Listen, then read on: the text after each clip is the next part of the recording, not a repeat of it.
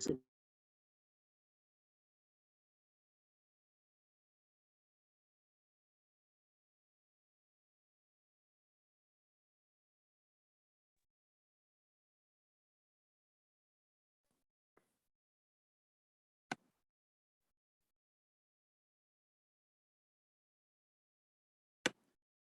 علیکم ورحمۃ اللہ وبرکاتہ۔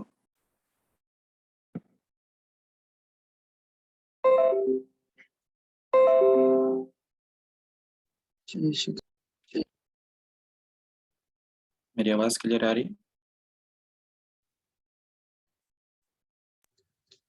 جی صاحب۔ اچھا ٹھیک ہے، بسم اللہ الرحمن الرحیم، الحمد للہ رب العالمین، والصلاة والسلام علی اشرف الانبیاء والمرسلین سیدنا محمد وعلی آلہ وصحبہ اجمعین، اما بعد۔ پچھلے چند کلاسز سے ہم لوگ سورہ فاتحہ کا مقدمہ اور اس کی آیت پر گفتگو کر چکے ہیں۔ آج انشاءاللہ آخری کلاس ہوگی سورہ فاتحہ پر، اور انشاءاللہ سورہ بقرہ کا کوشش کریں گے کہ آغاز ہو جائے۔ سورہ فاتحہ کی 7 آیتوں پہ ہم لوگ ایک اجمالی طور پر تبصرہ کر چکے ہیں، اور جیسا کہ ہم اس میں دیکھ چکے ہیں کہ سب سے پہلی آیت میں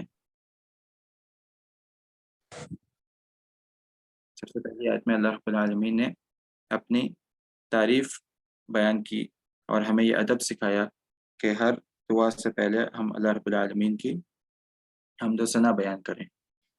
تو سب سے پہلی آیت میں اللہ رب العالمین نے فرمایا بسم اللہ الرحمن الرحیم، الحمد للہ رب العالمین، کہ تمام تعریفیں اس اللہ کے لیے ہیں جو تمام کائنات کا، تمام جہانوں کا خالق، مالک اور مدبر، یعنی کہ ان تمام جہانوں کا رب ہے۔ اسی حوالے سے ایک حدیث ہمارے سامنے آتی ہے کہ جس میں ابی ہریرہ رضی اللہ عنہ فرماتے ہیں کہ رسول اکرم صلی اللہ علیہ وسلم نے فرمایا کہ جس نے کوئی نماز پڑھی، من صلی صلاۃ لم یقرأ فیہا بأم القرآن، جس نے کوئی بھی نماز پڑھی۔ اب یہاں پہ تھوڑا غور کرنے کی ضرورت ہے کہ فرمایا من صلی، یعنی کہ جس نے بھی نماز پڑھی، پڑھنے والا کوئی بھی شخص ہو، چاہے وہ امام ہو، چاہے وہ مقتدی ہو، کوئی بھی شخص ہو، لم یقرأ فیہا بأم القرآن، اور اس نماز میں، اور دوسرا یہ کہ پہلے یہ کہ پڑھنے والا کوئی بھی شخص ہو، من صلی، کوئی بھی شخص پڑھ رہا ہو نماز، چاہے وہ امام ہو، مقتدی ہو، صلاۃً، کوئی بھی نماز پڑھ رہا ہو، یہاں پہ کوئی تخصیص نہیں کہ فرض نماز ہو، سنتیں ہوں، وتر ہو، نہیں، پڑھنے والا چاہے کوئی بھی شخص ہو اور نماز چاہے کوئی بھی پڑھی جا رہی ہو، لم یقرأ فیہا بأم القرآن، اس میں اگر وہ ام القرآن کی تلاوت نہیں کرتا۔ اب یہاں پہ ہمیں ایک اور نام پتہ چلا جو کہ سورہ فاتحہ کا ہے، ام القرآن، یعنی کہ قرآن کی ماں۔ اور اس کو قرآن کی ماں کیوں کہا جاتا ہے؟ کیونکہ اس میں وہ تمام چیزیں، تمام موضوعات موجود ہیں جو کہ پورا قرآن سمیٹتا ہے، وہ سارے کے سارے موضوعات سورہ فاتحہ میں آپ کو مل جائیں گے۔ تو کوئی بھی شخص کوئی بھی نماز پڑھ رہا ہو اور اگر اس میں وہ ام القرآن کی تلاوت نہیں کرتا تو پھر وہ نماز کیا ہے، اس نماز کا کیا حکم ہے؟ فرماتے اللہ کے رسول صلی اللہ علیہ وسلم فَهِيَ خِدَاجٌ، یعنی کہ وہ نماز نامکمل ہے، ناقص ہے۔ اور یہ لفظ اللہ کے رسول صلی اللہ علیہ وسلم نے 3 مرتبہ بولا کہ یہ نماز نامکمل ہے، یہ نماز نامکمل ہے، یہ نماز نامکمل ہے۔ تو اس سے ہمیں پتہ چلا کہ سورہ فاتحہ کی کتنی زیادہ اہمیت ہے نماز میں، کہ اللہ رب العالمین نے اللہ کے رسول صلی اللہ علیہ وسلم کو یہ بتایا کہ اگر کوئی شخص نماز میں سورہ فاتحہ نہیں پڑھتا تو اس کی نماز نامکمل ہے۔ تو پوچھا گیا ابی ہریرہ سے کہ اے ابی ہریرہ، اگر ہم امام کے پیچھے ہوں، یعنی کہ اگر ہم امام کے پیچھے ہم مقتدی ہوں اور امام ہمارے آگے ہوں موجود، تو بھی کیا ہمیں پڑھنا ضروری ہے؟ گویا کہ ان کا بتانے کا یہ مقصد تھا کہ اگر ہم امام کے پیچھے ہو تو امام تو سورہ فاتحہ کی تلاوت کر لیتا ہے، تو کیا مقتدی پہ بھی لازم ہے کہ وہ کرے؟ تو پھر فرمایا ابی ہریرہ رضی اللہ عنہ نے کہ اقرأ بها فی نفسک، اگر آپ مقتدی ہیں تو آپ اس کو پڑھیں پھر بھی لیکن کس طریقے سے پڑھیں؟ اپنے دل میں پڑھ لیں۔ فإني سمعت رسول اللہ صلی اللہ علیہ وسلم یقول، کیونکہ میں نے سنا پیارے پیغمبر محمد رسول اللہ صلی اللہ علیہ وسلم سے، قال اللہ تعالی، کہ اللہ رب العالمین نے فرمایا، یعنی کہ جب اللہ کے رسول صلی اللہ علیہ وسلم یہ فرماتے ہیں کہ اللہ رب العالمین نے فرمایا، تو یہ ایسی حدیث کو ہم لوگ کیا کہتے ہیں؟ حدیث ہے؟ جی کون بتا سکتا ہے؟ حدیث قدسی۔ ہاں بالکل، حدیث قدسی کہتے ہیں کہ اللہ رب العالمین نے فرمایا، اللہ کے رسول صلی اللہ علیہ وسلم فرماتے ہیں کہ اللہ رب العالمین نے فرمایا، قسمت الصلاۃ، کہ میں نے نماز کو تقسیم کر دیا، بینی و بین عبدی نصفین،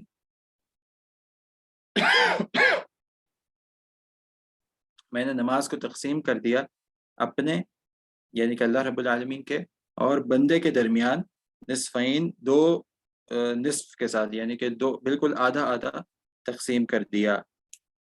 وَلِعَبْدِي مَا سَأَلَ، اور میرا بندہ جو چاہے وہ مجھ سے مانگے، یعنی کہ یہ اللہ رب العالمین کی طرف سے ایک انعام ہے، ایک وعدہ ہے کہ اللہ رب العالمین کہہ رہا ہے کہ میرا بندہ اس صورت میں جو مجھ سے مانگنا چاہے وہ میں اس کی مانگ پوری کروں گا۔ فَإِذَا قَالَ الْعَبْدُ، پھر اللہ رب العالمین فرماتے ہیں کہ جب میرا بندہ کہتا ہے الحمدللہ رب العالمین، تو پھر اللہ رب العالمین کیا فرماتا ہے؟ ہم سب جانتے ہیں اب اس کا مطلب کیا ہے کہ الحمدللہ رب العالمین، تمام تعریفیں اس اللہ کے لیے ہیں کہ جو تمام جہانوں کا رب ہے، یعنی کہ خالق ہے، مالک ہے اور مدبر ہے۔ قال اللہ تعالی، تو پھر اللہ رب العالمین کی طرف سے جواب کیا آتا ہے جب بھی بندہ یہ کہتا ہے، یہ آیت کا تلاوت کرتا ہے، تو اللہ رب العالمین کی طرف سے جواب کیا آتا ہے؟ حمدنی عبدی، کہ میرے بندے نے میری حمد بیان کی۔ اب اس میں ایک چیز جو جس پہ تھوڑا سا تدبر کرنے کی ضرورت ہے، وہ کیا ہے کہ اللہ رب العالمین نے کیا فرمایا کہ میں نے اس نماز کو تقسیم کر دیا اپنے اور بندے کے درمیان، اور میرا بندہ جو چاہے اس میں میرے سے مانگے، یعنی کہ جب بندہ اپنے رب سے کچھ مانگتا ہے تو اسی کا نام ہے دعا، ٹھیک ہے؟ دعا کا کیا مطلب ہے کہ جب بندہ اپنے رب سے کوئی چیز مانگ رہا ہے، تو یہ سورہ فاتحہ جو ہے یہ پوری کی پوری دعا ہے، جیسا کہ ہم نے دیکھا اس میں کہ اس میں بیسیکلی ہم اللہ رب العالمین سے ایک چیز مانگ رہے ہیں اور ایک اور چیز کا سوال کر رہے ہیں کہ ہمیں اس سے بچا کے رکھ، تو یہ بھی ایک مانگنا ہی ہوتا ہے۔ تو چونکہ ہم اس صورت میں ایک چیز مانگ رہے ہیں، ایک چیز ہم طلب کر رہے ہیں، تو اس لیے یہ صورت پوری کی پوری دعا کہلائے گی کہ ہم اللہ رب العالمین سے یہ دعا کر رہے ہیں، اور دعا میں بہت زیادہ ضروری ہے کہ ہم خود اس بات کو ہمیں پتہ ہو کہ ہم اللہ رب العالمین سے کیا مانگ رہے ہیں، کیونکہ اللہ کے رسول صلی اللہ علیہ وسلم کی ایک اور حدیث میں کیا آتا ہے کہ اگر جب بندہ اپنے رب سے مانگتا ہے اور اس کا دل غافل ہوتا ہے، یعنی کہ غافل شخص کی جو دعا ہے وہ اللہ رب العالمین قبول نہیں کرتا، تو لازمی طور پہ بہت زیادہ ضروری ہے کہ جب بھی ہم سورہ فاتحہ پڑھیں یا اپنے دوستوں کو بھی یہ بتائیں کہ جب بھی وہ لوگ سورہ فاتحہ کی تلاوت کریں تو ان کے اندر یہ شعور موجود ہو کہ ہم اس صورت میں اللہ رب العالمین سے دعا مانگ رہے ہیں۔ تو جب یہ شعور موجود ہوگا اور ہم ایک ایک آیت کو ترجمہ اور تشریح کے ساتھ سمجھ کے پڑھ رہے ہوں گے، تو تب جا کے ہم واقعی اس دعا کا حق ادا کریں گے، اور پھر تب جا کے اللہ رب العالمین اس دعا کو قبول کرے گا۔ لیکن جب ہمیں یہ پتہ ہی نہیں ہوگا کہ ہم بیسیکلی اللہ رب العالمین سے اس صورت میں کچھ مانگ رہے ہیں، یہ صورت دعا ہے، تو پھر یہ ایک غافل شخص کی تلاوت ہو گئی جس کو اللہ رب العالمین، غافل شخص کی دعا ہو گئی جس کو اللہ رب العالمین نہیں قبول کرتا، کیونکہ جب اس بندے کو خود ہی نہیں پتہ کہ میں کیا مانگ رہا ہوں تو پھر اس کی مراد کیسے پوری ہوگی؟ تو یہ بہت زیادہ ضروری ہے کہ ہم اپنے دوستوں کو بھی بتائیں کہ یہ جو صورت ہے بیسیکلی یہ ایک دعا ہے، اور ہمیں اس کو ایک دعا کا جیسے ہم حق ادا کرتے ہیں ایسی اس صورت کا بھی ہمیں حق ادا کرنا چاہیے۔ تو یہاں پہ پہلی آیت میں جب اللہ رب العالمین، جب بندہ تلاوت کرتا ہے الحمدللہ رب العالمین، تو اللہ رب العالمین کیا فرماتا ہے؟ حمدنی عبدی، کہ میرے بندے نے میری حمد بیان کی۔ اور حمد کا مطلب بھی ہم لوگ تفصیل کے ساتھ دیکھ چکے ہیں کہ حمد جو ہے وہ اللہ رب العالمین کی تعریف میں آتا ہے، اور بہت جگہوں پہ ایسا بھی استعمال ہوتا ہے کہ حمد شکر کے معنی میں آتا ہے، ٹھیک ہے؟ تو یہاں پہ اللہ رب العالمین کی ہم تعریف بیان کر رہے ہیں، تو اس لیے اللہ رب العالمین فرماتا ہے کہ حمدنی عبدی، کہ میرے بندے نے میری حمد بیان کی۔ फिर जब बंदा कहता है अर्रहमान अर्रहीम कि अल्लाह रब्बुल आलमीन कौन है जो कि बहुत ज़्यादा रहमान निहायत रहम करने वाला है, तो फिर अल्लाह रब्बुल आलमीन क्या फरमाता है, अस्ना अलैया अब्दी, कि मेरे बंदे ने मेरी सना बयान की। अब यहाँ पे पहले भी सवाल आया था कि हम्द में और सना में क्या फ़र्क होता है?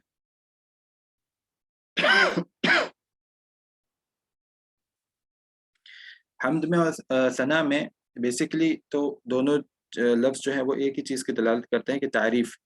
हम्द का मतलब भी होता है तारीफ़ करना, तारीफ़ बयान करना, और सना का मतलब भी होता है किसी की तारीफ़ करना। लेकिन दोनों के जो तरीका है वो थोड़ा-सा आप कह सकते हैं कि थोड़ा-सा तरीका इनका अलग होता है।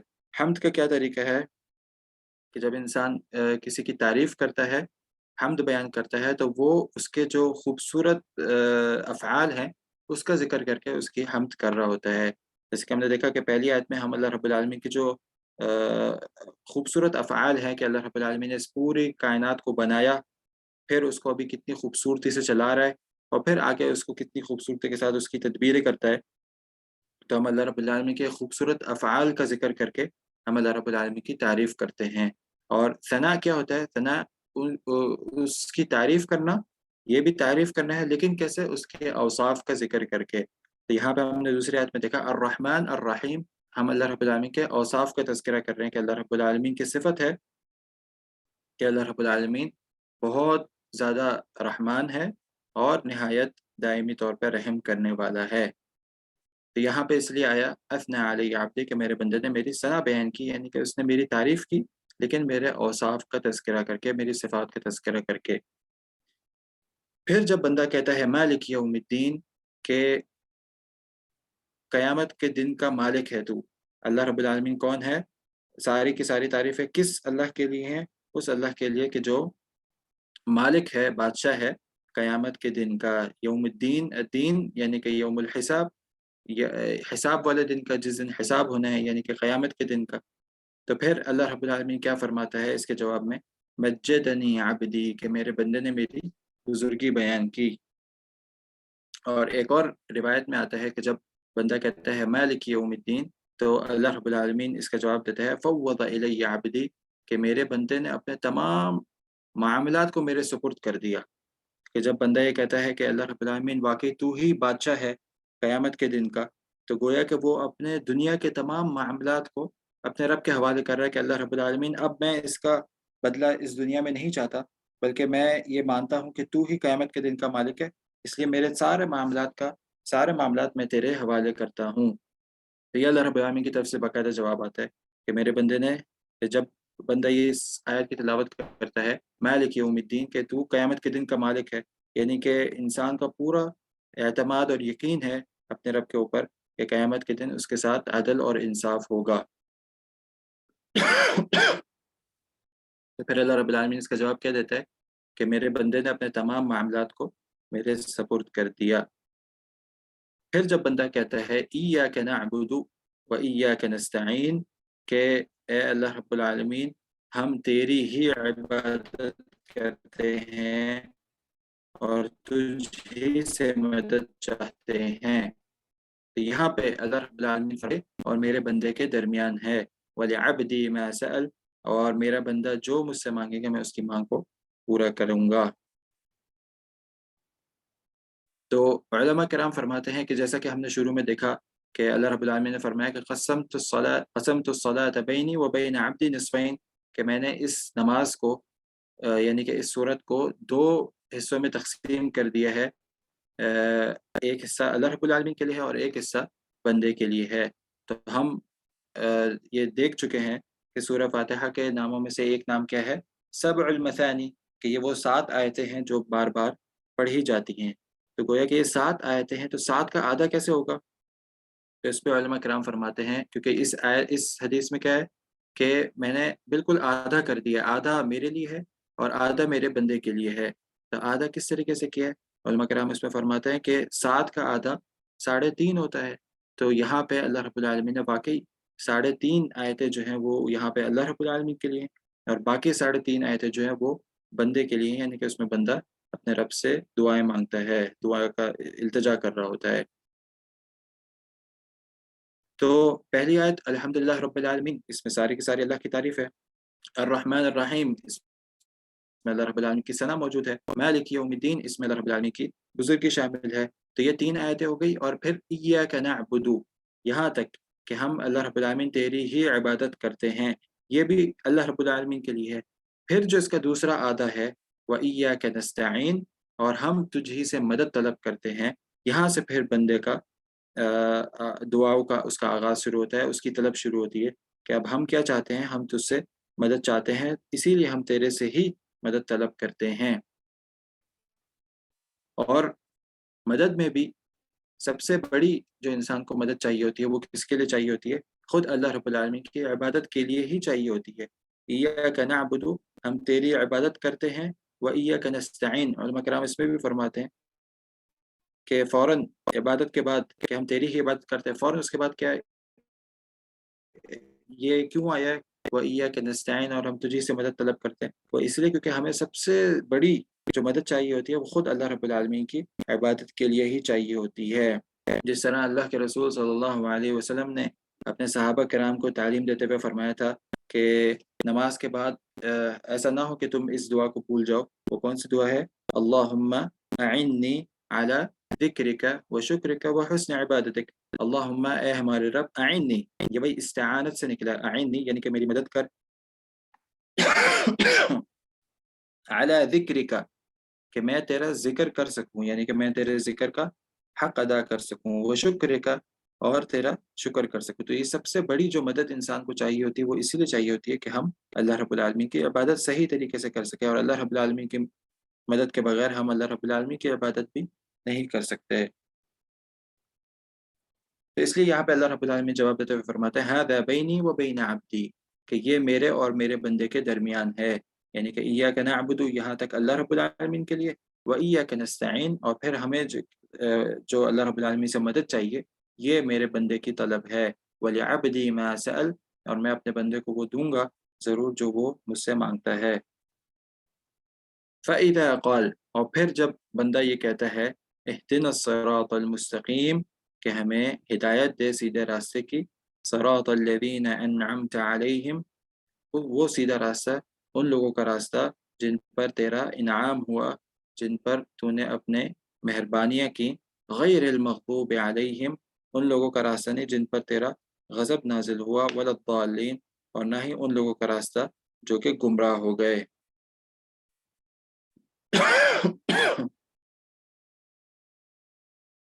اس پہ بھی اللہ رب العالمین کا کیا جواب آتا ہے؟ ھذا لعبدی، یہ میرے بندے کے لیے ہے، وَلِعَبْدِي مَا سَأَلَ، اور میرے بندے کو میں وہ سب دوں گا جو وہ اس سے مانگتا ہے. تو یہاں پہ یہ ہماری جو حدیث ہے وہ مکمل ہوئی کہ کس طریقے سے جب بندہ اس صورت کی تلاوت کرتا ہے تو اللہ رب العالمین کی طرف سے ایک ایک آیت کا اس کا جواب آ رہا ہوتا ہے. تو کوشش یہی کریں کہ جب بھی ہم اس صورت کی تلاوت کریں تو ہمیں ہمارے دماغ میں یہ باتیں ہوں کہ واقعی ہم یہ کہہ رہے ہیں تو اللہ رب العالمین واقعی اس کا بھی یہ جواب دیتا ہے. اور جواب کب آئے گا؟ جب ہم واقعی ہمارے دل میں یہ ہوگا کہ ہم اللہ رب العالمین سے کچھ مانگ رہے ہیں. اور اس صورت میں تو ہم سب سے ہی زیادہ بڑی اور اہم ترین چیز مانگ رہے ہیں، وہ ہے سیدھے راستے کی ہدایت. اور ہدایت ہمارے زندگی میں ہر مقام پہ ضروری ہے. یعنی کہ ہر وہ مقام جو انسان، ہر وہ لمحہ جو انسان اس زندگی میں گزار رہا ہے، اس کو ہدایت کی ضرورت ہے. جب انسان چھوٹا ہوتا ہے، بچہ ہوتا ہے، اس کے بھائی بہن ہوتے ہیں، اس کو نہیں پتہ کہ مجھے اپنے بھائی بہنوں کے ساتھ کس طریقے کا معاملہ کرنا چاہیے، کون سے ایسے حق ہے جو میرے بھائی بہنوں کے میرے اوپر ہیں، کون سے میرے ایسے حق ہے جو میرے بھائی بہنوں کے اوپر ہیں. وہ اس کو کہاں سے پتہ چلے گا؟ اس کو اسی ہدایت نامے سے پتہ چلے گا. اس کو اپنے والدین کے ساتھ کس طریقے کا معاملہ کرنا ہے اس وقت اس کو کہاں سے پتہ چلے گا؟ اس کو اسی ہدایت نامے سے پتہ چلے گا. پھر وہ بڑا ہوتا ہے، اس کے بیوی بچے ہوتے ہیں، اس کو اپنے بیوی بچوں کے ساتھ کس طریقے کا معاملہ کرنا ہے اس کو کہاں سے پتہ چلے گا؟ اس کو یہی ہدایت نامے سے پتہ چلے گا. ہو ہی نہیں سکتا کہ کوئی انسان اتنا عقل مند ہو کہ وہ خود ہی اپنے دماغ سے یہ ساری چیزیں نکال دے کہ واقعی یہ جو ہے میرا حق ہے اور یہ جو ہے میری بیوی کا حق ہے، یا یہ جو ہے یہ میرے بوڑھے والدین کا حق ہے. ہو ہی نہیں سکتا. اسی لیے اللہ رب العالمین نے یہ کتاب نازل کی اور یہ ہدایت نامہ دیا، اور پھر اس ہدایت کو طلب کرنے کی بھی अल्लाह रब्बुल आलमीन से दुआ हम मांगते हैं कि अल्लाह रब्बुल आलमीन सबसे पहले तो ये कि यह हिदायतनामा हमारे सामने आ जाए, और फिर ये कि हमारे अंदर इतनी ताकत डाल दे कि हम उसको सही तरीके से कबूल भी कर सकें और उसके ऊपर अमल भी कर सकें। तो ये हिदायत का हम अल्लाह रब्बुल आलमीन से सवाल कर रहे होते हैं। फिर उसके बाद यहीं तक नहीं, फिर इस दीन की हिदायत, क्योंकि हम देखते रहते हैं कि इस दुनिया की तमाम जो नेमतें हैं वो सारी की सारी हिदायत से जुड़ी हुई हैं। मिसाल के तौर पे अगर एक आदमी के पास पैसा है बहुत ज़्यादा, लेकिन उसके पास हिदायत नहीं है, तो उस पैसे को गलत रास्ते में खर्च करेगा और अपनी ज़िंदगी भी बर्बाद करेगा और दूसरों की ज़िंदगी भी बर्बाद करेगा। तो बेसिकली वो क्या कर रहा है, उसके पास ये नेमत नहीं थी, ये नेमत थी। अगर इसमें हिदायत शामिल होती, अगर उसके पास हिदायत होती, तो वो इस पैसे का सही तरीके से इस्तेमाल करता, तो वाक़ई वो जो नेमत है उसके लिए नेमत बन जाती। औलाद की नेमत होती है, लेकिन अगर उसमें हिदायत शामिल ना हो, तो वही वालिदैन दुआ करते हैं कि अल्लाह ऐसी औलाद देता ही ना किसी को। इतनी नाफ़रमान औलाद थी कि अल्लाह रब्बुल आलमीन इससे अच्छा तो हमें औलाद ही ना देता। तो ये क्या था? ये नेमत थी, लेकिन उसमें हिदायत शामिल नहीं थी, तो उसके लिए कोई फ़ायदा नहीं हुआ। अगर इसी नेमत में हिदायत शामिल हो, तो लोगों के लिए आँखों की ठंडक बन जाती है। उनके बच्चे आलिम दीन बने, उनके बच्चे दर्स दे रहे हों, तो ये उनकी आँखों की ठंडक बन जाती है। तो इसी तरीके से तमाम चीज़ें, तमाम नेमतें, जब तक उसमें हिदायत शामिल नहीं है, तब तक वो आपके लिए नेमत का बायस नहीं है, बल्कि वो आपके लिए ज़हमत बन जाती है। तो इतनी ज़्यादा ज़रूरी हमारी इस ज़िंदगी में हिदायत का होना। इसी तरीके से सिर्फ़ यहाँ तक ही नहीं, बल्कि क़यामत के दिन भी जब जो रास्ता है जन्नत का रास्ता, वो इतना कठिन और इतना मुश्किल होगा कि उसका भी हिदायतनामा अल्लाह रब्बुल आलमीन की तरफ से आएगा। तभी एक मुसलमान, एक मुमिन जो है वो जन्नत तक पहुँचेगा, और जन्नत में पहुँच के क्या दुआ करेगा? अल्हम्दुलिल्लाहिल्लज़ी हदाना लिहाज़ा, कि अल्लाह रब्बुल आलमीन की तारीफ़ें हैं, तमाम तारीफ़ें अल्लाह रब्बुल आलमीन के लिए हैं कि जिसने हमें हिदायत दी। वमा कुन्ना लिनहतदिय लौला अन हदाना अल्लाह, और हम हरगिज़ यहाँ तक नहीं पहुँच पाते, हम हरगिज़ ये हिदायत नहीं पहुँच ये इस हिदायत के ज़रिए यहाँ तक नहीं पहुँच पाता, अगर ये हिदायत हमें अल्लाह रब्बुल आलमीन की तरफ से ना मिली होती। तो इतनी ज़्यादा ज़रूरी है ये हिदायत, क़यामत के दिन भी और इस सारी ज़िंदगी में ये हिदायत बहुत ज़्यादा हमारे लिए ज़रूरी है। तो ये इतनी ज़्यादा ज़रूरी चीज़ है, इसीलिए अल्लाह रब्बुल आलमीन ने इसको सूरह फ़ातिहा में रखा है, ताकि हम बार-बार इसके ऊपर तदब्बुर और तफक्कुर करें कि हर रोज़मर्रा में, हमारे रोज़ के दिन में शुरू से लेके आखिरी तक 5 मकामात ऐसे आते हैं जब हम इसी दुआ को अल्लाह रब्बुल आलमीन से माँगते हैं, और तब हमारे अलग-अलग सिचुएशन होती है हमारे साथ, कभी हम ऑफ़िस में होते हैं, कभी हम घर पे होते हैं, कभी हम बाज़ारों में होते हैं। तो हर जगह पे हमें ये याद दहानी हो कि यहाँ पे भी हमें अल्लाह रब्बुल आलमीन की हिदायत की ज़रूरत है, और क्या ऐसी हिदायत हैं जो अल्लाह रब्बुल आलमीन ने हमें अपने घर पे रहते वक़्त दी हैं, अपने ऑफ़िस में रहते वक़्त दी हैं, अपने बाज़ार में रहते वक़्त दी हैं, तो वो सारी हमारे सामने हों, ताकि ये कि क़यामत के दिन हमारा जन्नत का रास्ता आसान हो जाए। तो ये चंद बातें थी जो सूरह फ़ातिहा से आखिरी में ताल्लुक़ रखती थी, और उसके बाद हम इंशाअल्लाह अब सूरह बक़रा की तरफ चलेंगे, और सूरह बक़रा को देखते हैं कि सूरह बक़रा में क्या अल्लाह रब्बुल आलमीन ने क्या-क्या हमारे लिए फ़ायदे रखे हैं।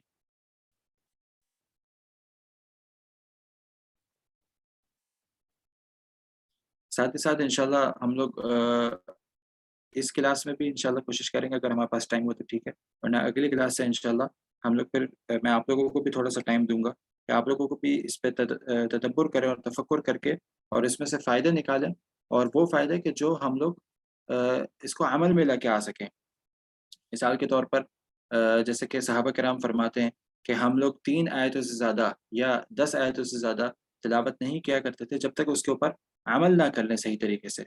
और हमने अल्लाह के रसूल सल्लल्लाहु अलैहि वसल्लम से इल्म और अमल दोनों ही साथ लिया। अलग-अलग नहीं लिया कि आज आपने पढ़ लिया, कल हम इसके ऊपर अमल करेंगे, नहीं, इस तरीके से नहीं है। बल्कि आज पढ़ा है, तो आज ही आपने इसके ऊपर कोशिश करने की इसके ऊपर अमल किया जाए, ताकि ये कि फिर हम जब कल अगली आयतें पढ़ें, तो हम कोशिश करेंगे फिर उसमें भी अमल करेंगे।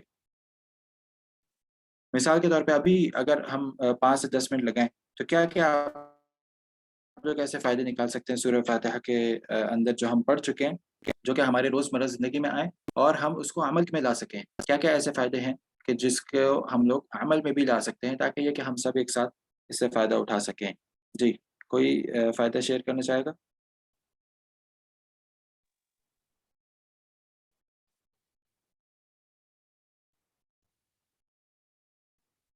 शुक्र गुजारी बिल्कुल।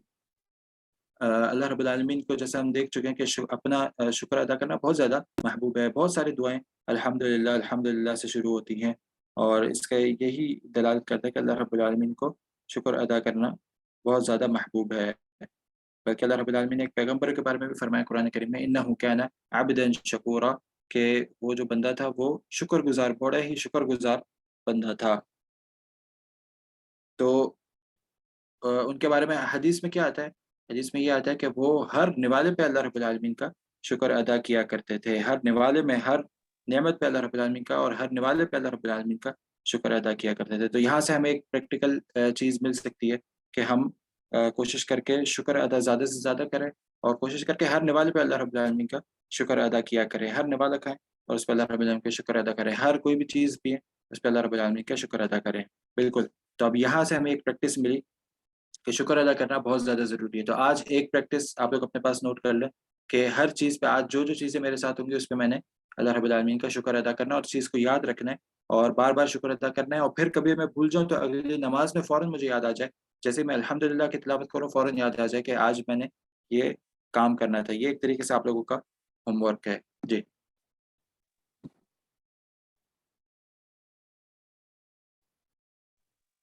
अस्सलाम वालेकुम शेख। अस्सलाम रहमतुल्लाह। जी, इहदिना सिरातुल मुस्तकीम से भी हम लोग को एक हिदायत मिलती है ना शेख, कि बार बार हिदायत की तलबगारी से हिदायत भी बढ़ती है, ईमान का दर्जा भी बढ़ता है। हर चीज में अल्लाह की मदद तलब करना, हिदायत तलब करना। जो दिल हिदायत ज्यादा से ज्यादा तलब करता है उसे अल्लाह हिदायत देता है और ईमान का दर्जा भी उस इंसान का बढ़ता है जिसे हिदायत की तलब हो। जी, बिल्कुल ऐसे ही है, हिदायत तलब करना। यानी कि जी हमें हमारे साथ कोई भी मसला चल रहा है, ठीक है? हमारे घर में अगर मिसाल के तौर पे अल्लाह ताला हम सबको महफूज़ रखे, लेकिन अगर कोई मसला चल रहा है घर पे, ठीक है? लोगों को नहीं पता होता कि अपने करीबी अक़ारिब के साथ किस तरीके का मामला करना है हमें। हमें नहीं पता होता कि हमें अपने जो हमारा बॉस है या हमारा ऑफ़िस का जो सरबरा है, उसके साथ किस तरीके का मामला करना है। हमें नहीं पता होता कि हमें अपने दोस्तों के साथ किस तरीके का राब्ता रखना है। तो हमें फिर चाहिए कि हम इस हिदायतनामे में तलाश करें उसको, अल्लाह के रसूल सल्लल्लाहु अलैहि वसल्लम की ज़िंदगी में उसको तलाश करें, तो वही बेसिकली हमारा सबसे बेहतरीन हिदायतनामा है कि अल्लाह के रसूल सल्लल्लाहु अलैहि वसल्लम ने जब तिजारत की, जब मामलात किए, तो कैसे किस तरीके से उसको लेके चले। अल्लाह के रसूल सल्लल्लाहु अलैहि वसल्लम जब घर पे होते थे, तो किस तरीके से अपनी बीवियों के साथ उनके मामलात होते थे। अल्लाह के रसूल सल्लल्लाहु अलैहि वसल्लम का अपने बच्चों के साथ किस तरीके का मामलात होता था। तो इस चीज़ में हम लोग हिदायतनामा ढूँढने की कोशिश करेंगे। तो ये कि आज हम लोग देख सकते हैं कि हर एक के साथ कुछ न कुछ तो मसला चल ही रहा होता है। तो हम उस मसले को नोट करें और फिर उसकी हिदायत किसी भी आलिम दीन से लें और कुरान हदीस से उसको ढूँढने की कोशिश करें और फिर उसके ऊपर अमल करें। तो ये आप एक दूसरी प्रैक्टिस नोट कर सकते हैं कि हमारे ये मसले चल रहे हैं और ये 4 मिसाल के तौर पे मसले चल रहे हैं। अब इन चारों का हमने हल ढूँढना है कि कुरान और हदीस में, और लाज़मी बात है कुरान हदीस में आपको उसका हल मिलेगा, लेकिन ये कि ढूँढने की ज़रूरत है।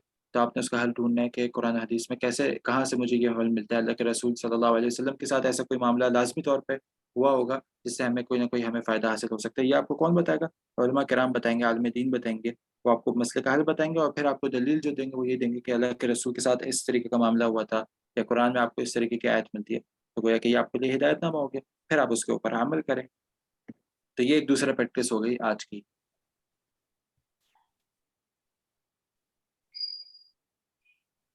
और इसके अलावा ये भी है कि अगर जो कुछ भी हमने इससे इल्म लिया है, वो इल्म को हम अपने सर्कल में ज़रूर शेयर करें। एक ये भी अमल की बात बनती है कि सबसे पहले तो उसको खुद अमल में लाया जाए। वो नसीहत जो दूसरों को कर रहे हैं, उसमें ज़रूरी है कि पहले खुद उस पर अमल किया जाए। जी, बिल्कुल। ये भी हमें यही सूरह फातिहा से मिलता है कि जिसमें कि सिरातल लज़ीना अनअमत अलैहिम, उन लोगों के ऊपर जिन पर जी, तेरा इनाम हुआ, और बाकी जो 2 आयतें आई हैं, उन लोगों पर नहीं जिन पर तेरा गज़ब नाज़िल हुआ। उसमें हमने क्या पढ़ा कि गज़ब यहूदी के ऊपर नाज़िल हुआ और उनका सबसे बड़ी जो गुमराही का या अल्लाह रब्बुल आलमीन के गज़ब का जो सबसे बड़ा सबब था वो क्या था? कि उनके पास इल्म था लेकिन वो उसके ऊपर अमल नहीं करते थे। तो गोया कि आपके पास जब इल्म है तो आप कोशिश करें उसके ऊपर अमल करें। फिर उस बारे में ये ना सोचें कि माशरा क्या कहेगा, मेरी बीवी क्या कहेगी, मेरा शौहर क्या कहेगा, मेरे बच्चे क्या कहेंगे। नहीं, इस मामले में हमें किसी चीज़ का सोचने की ज़रूरत नहीं है। आप सिर्फ़ उस लम्हे में सोचना है تو ہم یہی یہاں پہ یہی ڈسکس کریں نا کہ ہر لمحے پہ ہدایت کی ضرورت ہے. اس لمحے میں آپ نے صرف کیا سوچنا ہے کہ یہ تعلیمات مجھے اللہ کے رسول صلی اللہ علیہ وسلم سے مل چکی ہے, یہ تعلیمات مجھے قرآن سے مل چکی ہے, یعنی کہ یہی سیدھا راستہ ہے. آپ نے اس کی تصدیق کر لی کہ واقعی یہ چیز آئی ہے ہمارے دین میں, بس اب آپ نے اس کے اوپر عمل کرنا ہے. آپ نے دیکھ لیا کہ یہ چیز آئی ہے اور آپ نے فوراً اس کے اوپر عمل شروع کر دینا ہے.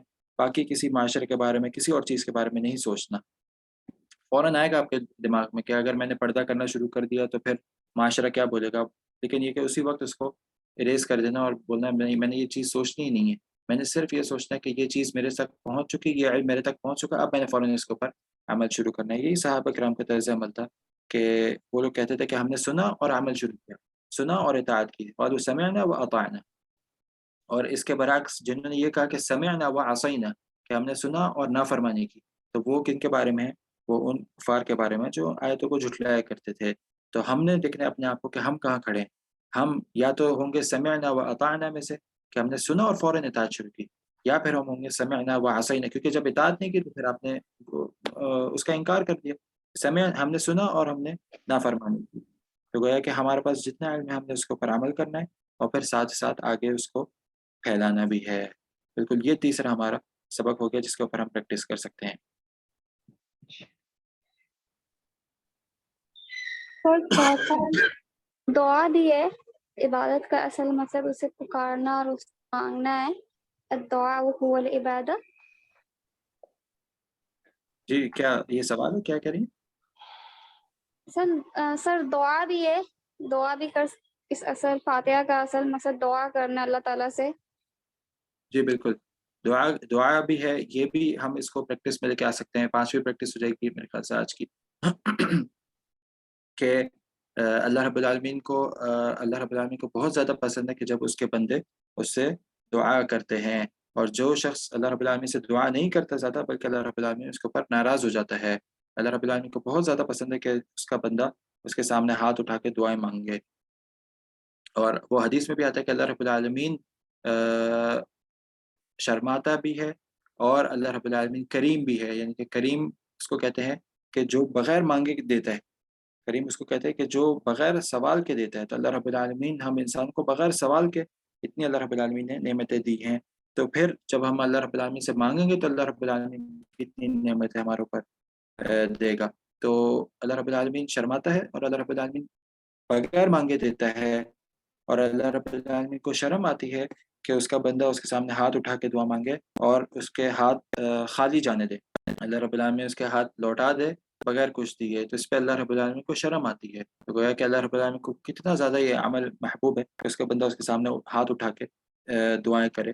تو یہ بھی ہم اپنے ایک پریکٹس میں لا سکتے ہیں کہ ابھی ہمیں آج کے دن پہ جو جو چیزیں چاہیے ہم واقعی میں نماز کے بعد خاص طور پہ اس کے لیے ہاتھ اٹھا کے اللہ رب العالمین سے دعائیں کریں گے. اور دعا کا پھر طریقہ کیا ہے کہ سب سے پہلے اللہ رب العالمین کی ثنا بیان ہو اور اللہ رب العالمین کی تعظیم بیان ہو. پھر اس کے بعد اللہ کے رسول صلی اللہ علیہ وسلم پہ کثرت کے ساتھ درود و سلام بھیجیں.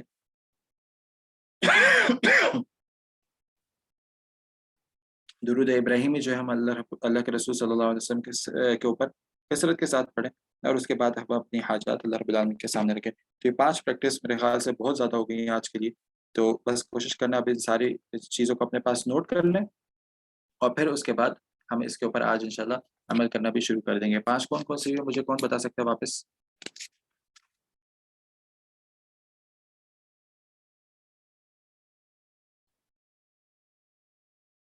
ہاں, اللہ رب العالمین کا شکر کرنا. ٹھیک ہے, کوشش کریں ہر چیز پہ اللہ رب العالمین کا بھی شکر ادا کرنا ہے. ہم نے ہر نوالے پہ ہدایت طلب کرنی ہے. ہاں, ہدایت طلب کرنی ہے. ٹھیک ہے, ہمارے جو بھی مسئلے چل رہے ہیں اس کو نوٹ ڈاؤن کرنا ہے نیچے, اور کوشش کریں ابھی ہی کر لیں. 1-2 مسئلے بھی نکالیں, اس کو نوٹ ڈاؤن کر لیں, اور اس کے اوپر بولنا ہے ہم نے آج ہم نے اس کو کر کے اور اس کا حل نکالنا ہے. تیسرا کیا تھا؟ تیسرا یہ ہے کہ اس کو سب سے پہلے اگر آپ انشاءاللہ عمل کریں گے تو پھر اپنے سرکل میں بھی اس کو ڈسکس کرنا ہے, تاکہ یہ صرف ہم تک محدود نہ رہے, یہ علم دوسروں تک بھی جائے. ہاں, عمل کرنا اور اس کو آگے پھیلانا. ٹھیک ہے, جی. ہاں, اور اس کے بعد چوتھا کیا تھا؟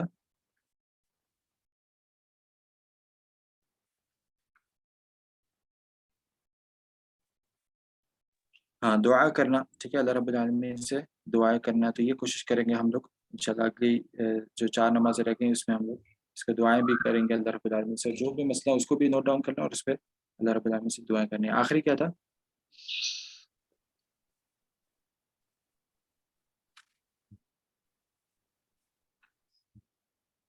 میرے خیال سے 4 ہی ہوئے تھے. 4 ہی ہوئے.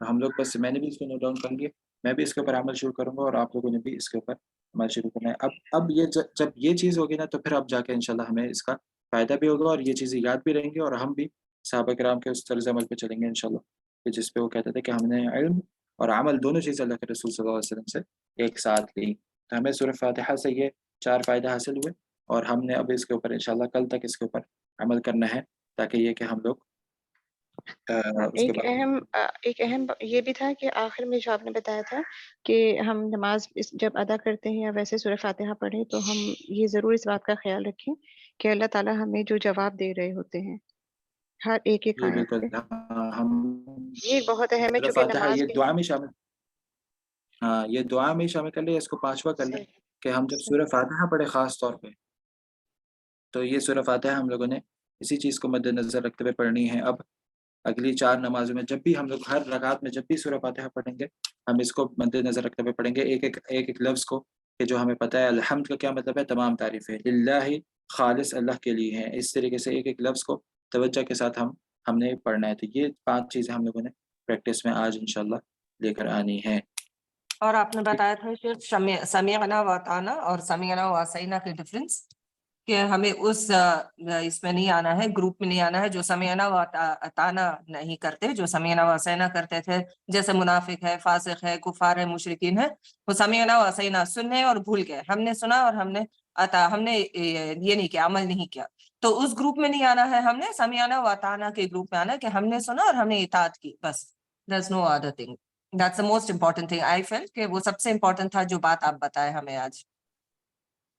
بالکل ایسے ہی ہے کہ ہم نے وہی عمل کرتے وقت ایسے نہیں کرنا کہ ہم لوگوں نے سنا اور اس کی نافرمانی کی, بلکہ ہمیں اس گروپ میں آنا ہے کہ ہم نے سنا اور اس کی فرما برداری کی. ٹھیک ہے, اور یہ کرتے وقت ہمارے دماغ میں فوراً سے شیطان حملہ کرے گا کہ آج سے اگر آپ نے یہ شروع کر دیا تو لوگ کیا کہیں گے, معاشرہ کیا کہے گا. معاشرے کا بہت زیادہ دباؤ ہوتا ہے. ہم آگے جا کے دیکھیں گے کس طریقے سے اللہ رب العالمین نے اپنے رسول کو یہ معاشرے کے فتنے سے بچایا ہے, کہ معاشرے کے فتنے میں کبھی بھی نہ ہے. تو یہ معاشرے کے فتنے سے بچنا بہت زیادہ ضروری ہے. ہمیں بہت ساری چیزیں ایسی ہیں کہ جو ہمیں پتہ ہوتی ہے, لیکن صرف وہی معاشرے کے ڈر سے, لوگ کیا کہیں گے, لوگ کیا نہیں کہیں گے, اس ڈر سے ہم لوگ اس کے اوپر عمل نہیں کر پاتے. تو یہ بہت زیادہ ضروری ہے کہ ہم نے فوراً اس بارے میں جیسے ہی خیال بھی ہے ہم نے اس کو مٹا دینا ہے. ہم نے صرف یہ سوچنا ہے کہ یہاں پہ اللہ کے رسول صلی اللہ علیہ وسلم نے ہمیں یہ ہدایت دی ہے, ہم نے فوراً اس کے اوپر عمل کرنا ہے. ٹھیک ہے, اچھا اب ہم انشاءاللہ چلتے ہیں سورہ بقرہ کی طرف. سورہ بقرہ جو ہے وہ بھی ایک بہت بڑی اور بہت عظیم صورت ہے, جس کے بارے میں پیارے پیغمبر محمد رسول اللہ صلی اللہ علیہ وسلم نے فرمایا کہ جس نے یہ 7 صورتیں جو ہیں, پہلی جو 7 صورتیں قرآن کریم کی, اس کو صحیح طریقے سے سمجھ لیا, اس کو صحیح طریقے سے پکا ہو گیا, تو گویا کہ اس نے علم کا ایک ذخیرہ اپنے نام کر لیا, یعنی کہ وہ دین کے اوپر بہت ہی پختہ ہو گیا کہ یہ جو پہلی 7 صورتیں ہیں اس میں بڑی بڑی ہدایت شامل ہیں اللہ رب العالمین کی طرف سے. جس نے اپنے آپ کو اس پہ پکا کر لیا, اس پہ مضبوط ہو گیا, اس کا علم حاصل کر لیا, تو گویا کہ وہ اس کو دین کا ایک اچھا نالج اس کو حاصل ہو گئی. اسی طریقے سے پیارے پیغمبر محمد رسول اللہ صلی اللہ علیہ وسلم نے بہت ساری اس صورت کے بارے میں فضائل بتائی ہیں, جس میں اس کو قرآن کا کوہان کہا گیا ہے, سورہ بقرہ کو, کہ یہ قرآن کی چوٹی ہے. قرآن کا سب سے اونچی ایک چوٹی جو ہوتی ہے وہ قرآن کی چوٹی سورہ بقرہ ہے. اور سورہ بقرہ جو ہے وہ مدنی صورتوں پہ اس کا شمار ہوتا ہے, یعنی کہ مدنی صورتیں جب ہم کہتے ہیں یہ صورت مدنی ہے تو اس کا کیا مطلب ہوتا ہے, ہم یہ پڑھ چکے ہیں. احکام ہوتے ہیں اس میں, بہت سارے احکام ہوتے ہیں, ڈوز اینڈ ڈونٹس ہوتے ہیں کہ یہ کرو یہ نہ کرو, اس طرح سے, اور جو مدینے میں نازل بھی ہیں ہجرت کے بعد. ہاں, یہ آپ کا آخری جو تھا یہ اصل جواب تھا کہ ہجرت کے بعد جو نازل ہوئی ہے اس کو ہم کہتے ہیں کہ یہ مدنی صورت ہے. اور اس کو پہچاننے کا کیا طریقہ ہے, ٹھیک ہے, اس میں آپ نے بتایا اس کو پہچاننے کے طریقے میں سے ایک یہ ہے کہ اس میں بہت زیادہ احکامات ہوتے ہیں. مکی صورتوں میں توحید پر, عقیدے پر بات ہوتی ہے, اور مدنی صورتوں میں احکامات ہوتے ہیں کہ آپ نے یہ کرنا ہے, آپ نے یہ کرنا ہے, یہ نہیں کرنا اور یہ کرنا ہے. تو اس طریقے کے احکامات جس صورت میں آتے ہیں تو وہ پہچانی جاتی ہے کہ یہ صورت مدینہ میں نازل ہوئی ہے۔ اسی طریقے سے اللہ کے رسول صلی اللہ علیہ وسلم نے فرمایا ایک حدیث میں کہ اپنے گھروں کو قبرستان نہ بناؤ، اپنے گھروں کو مقبرہ نہ بناؤ، اور سورہ فاتحہ کی گھروں میں تلاوت کیا کرو، کیونکہ سورہ فاتحہ کی جس گھر میں تلاوت ہوتی ہے اس گھر میں شیطان داخل نہیں ہو سکتا۔ تو کوشش کرنی چاہیے سورہ فاتحہ کی تلاوت کرنے کی، اور اپنے گھروں کو مقبرہ نہ بنائیں، یعنی کہ اپنے گھروں کو قبرستان نہ بنائیں۔ اس کے بارے میں علماء کرام کے بہت سے اقوال موجود ہے کہ اس سے کیا مراد اللہ کے رسول صلی اللہ علیہ وسلم کی۔ تو دو قول جو سامنے آتے ہیں وہ یہ ہے کہ ایک تو یہ کہ گھروں میں کوشش کر کے نماز پڑھنی چاہیے مردوں کو خاص طور پہ، یعنی کہ فرض نماز جو ہے وہ ان کے اوپر واجب ہے کہ وہ مسجد میں پڑھیں، لیکن سنتیں جو ہے وہ کوشش کر کے وہ گھر پہ پڑھیں، کیونکہ گھر کو قبرستان نہیں بنانا۔ قبرستان میں جس طریقے سے نماز نہیں ہوتی اس طریقے سے گھروں کو قبرستان نہ بناؤ، یعنی کہ ایسا نہ ہو کہ اس میں اب بالکل تم کوئی نماز ہی نہ پڑھو، بلکہ کوشش کرنی چاہیے کہ گھر پہ نماز پڑھنی چاہیے مردوں کو۔ اور اس سے کئی سارے فائدے ہوتے ہیں، اس سے آپ کے جو عیال ہے، آپ کے جو گھر والے ہیں، ان کو نصیحت ہو جاتی ہے، اور وہ جب دیکھتے ہیں کہ گھر کا سربراہ جب نماز پڑھ رہا ہے تو وہ لوگ بھی پھر اس چیز کے اوپر آتے ہیں اور وہ بر وقت نماز کی عادت بنا لیتے ہیں۔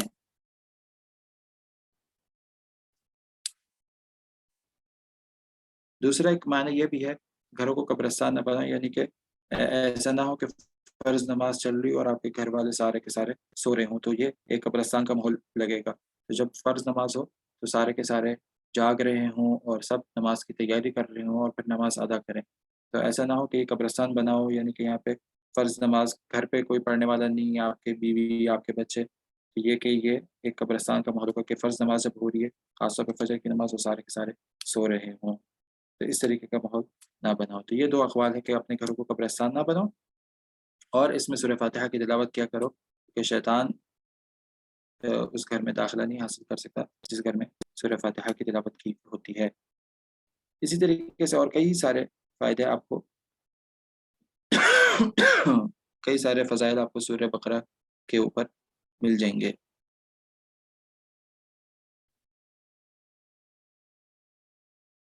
باقی انشاءاللہ ہم لوگ کل الف لام میم سے شروع کریں گے اور حروف مقطعات کے اوپر بات کریں گے انشاءاللہ۔ یہاں پہ آپ اکتفا کرتے ہیں، کسی کا اگر کوئی سوال ہے تو وہ پوچھ سکتے ہیں۔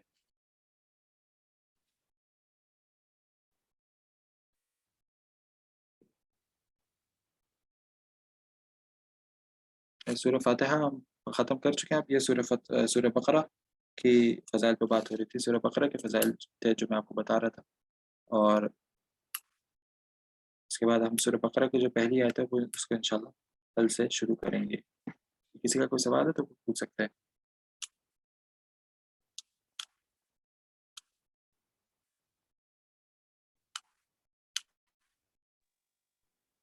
سر میرا آپ سے سوال یہ ہے کہ کتنے لوگ سورہ فاتحہ کو نا قبر پر جا کر پڑھتے ہیں مردوں پہ، تو اس کے بارے میں تھوڑا وضاحت کر دیں آپ، یہ تو بالکل بھی درست نہیں ہے۔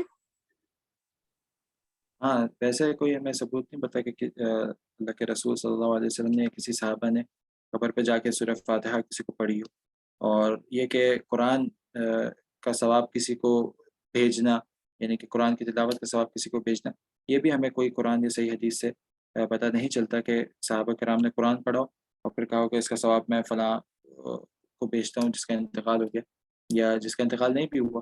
تو ایسا کوئی چیز ہمیں قرآن و حدیث سے نہیں ملتی، تو ہمیں کوشش کرنی چاہیے ایسے کوئی کام نہ کریں۔ ہاں، جہاں تک نماز جنازہ کا سوال ہے، نماز جنازہ میں سورہ فاتحہ ہوتی ہے، بالکل ہم اللہ رب العالمین سے جو پہلی تکبیر ہے اس میں سورہ فاتحہ پڑھتے ہیں، اور پھر اس کے بعد جو دوسری تکبیر ہے اس میں ہم لوگ اللہ کے رسول صلی اللہ علیہ وسلم کے اوپر درود و سلام پڑھتے ہیں، پھر جو تیسری تکبیر ہوتی ہے اس میں ہم لوگ اس کے اندر دعائیں کرتے ہیں۔ تو یہ وہاں پہ آپ کر سکتے ہیں جب قبرستان جائیں، آپ اس کے نماز جنازہ جب پڑھتے ہیں اس میں سورہ فاتحہ شامل ہوتی ہے، لیکن الگ سے فاتحہ پڑھنا یعنی کہ فاتحہ بخشوانا اس کو، اس طریقہ کا ہمیں کوئی ثبوت نہیں ملتا۔ ہاں، آپ نارمل جب دعا کر رہے ہیں تو آپ دعا میں، جیسے کہ میں نے بتایا کہ دعا کا ایک ادب ہے کہ جب آپ اللہ رب العالمین سے، پہلی بات یہ کہ جب دعا کر رہے ہیں تو وہ دعا اللہ کے لیے ہی ہے، اللہ کے علاوہ دعا کسی اور کے لیے جائز نہیں ہے، کیونکہ دعا عبادت ہے، ہم یہ دیکھ چکے ہیں۔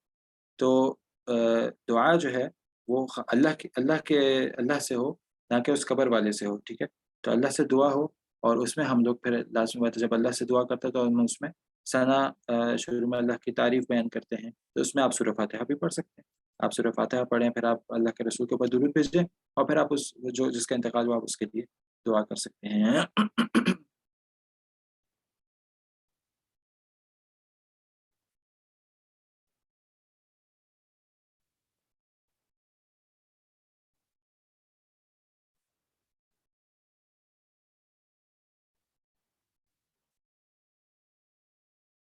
پہلی 7 صورتیں جس کو انسان پکا کر لیں، تو حدیث میں ہے فَهُوَ حَبْرٌ، یعنی کہ وہ ایک اس کو دین کے ایک اچھے نالج اس کے پاس آ جائے گی، ٹھیک ہے؟ اس کو دین کی ایک اچھی سمجھ آ جائے گی۔ فَهُوَ حَبْرٌ، یعنی کہ جیسے ہم کہتے ہیں حبر الامہ عبداللہ بن عباس کو، یعنی کہ وہ عالم دین تھے، تو ایک اس کو اچھی دین کی نالج آ جائے گی، اچھی خاصی دین کی نالج آ جائے گی،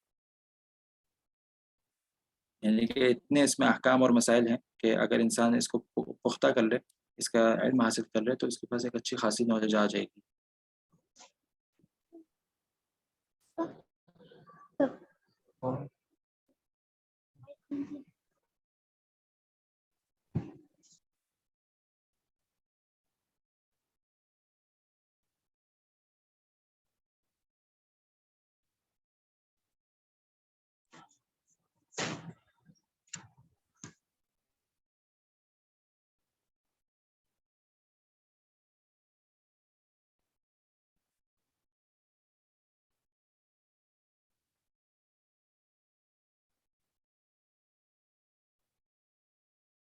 ٹھیک ہے، اور کسی کا یہاں تو کوئی سوال نہیں ہے؟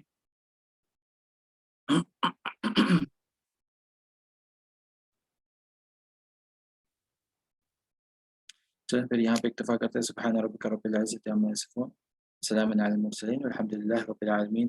جزاکم اللہ خیر، السلام علیکم ورحمۃ اللہ وبرکاتہ۔